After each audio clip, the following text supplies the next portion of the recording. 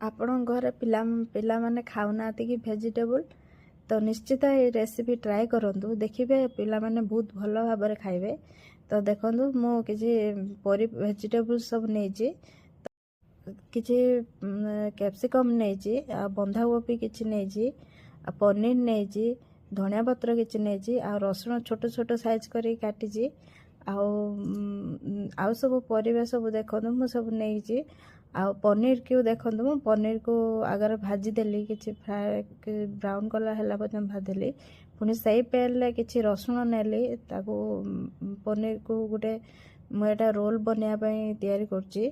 तो देखंतु रसुण नेली किछि अदा को मु टिके छोट छोट साइज रे काटी देथिली लंबा लंबा करिकिना आ पियाज को भी सेमती छोट साइज रे काटी देली पियाज को भी भाजी देबी।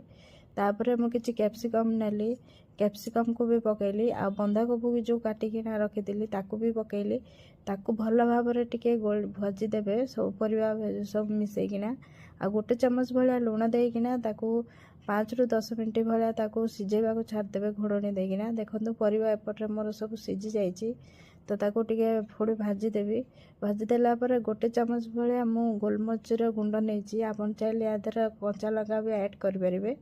तो कंचा लगा छोट पिला खाइबो तो सेति पे कंचा लगा ऐड करनी तापर गोटे चम्मच भलिया मैगी मसला पके देली आउ लास्ट को धनिया पत्र पकेकिना ताकू टिके भल भाव में भाजी देली आउ तापर देखंतु मु जो भाजी की रखिथिली पनीर को ताकू भी पके देली पकेकिना ताकू भल भाव में ताकू टिके गोळे देबी।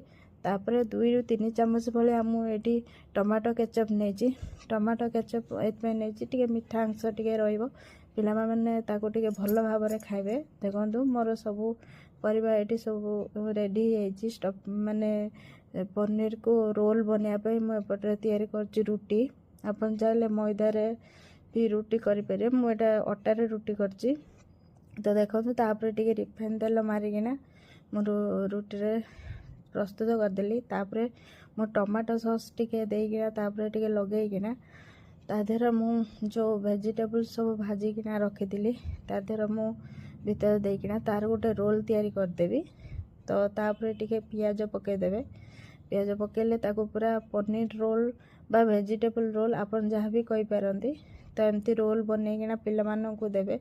तो देखिए बहुत भल भाव से खाइबे आउ रेसिपी देखंतु मु एटी टिश्यू पेपर देकिना तार गोटे माने रोल जेमती गोडांती सेमती टाइप रो पूरा मार्केट रोल टाइप रो जेमती करंती सेही वाला करिछि।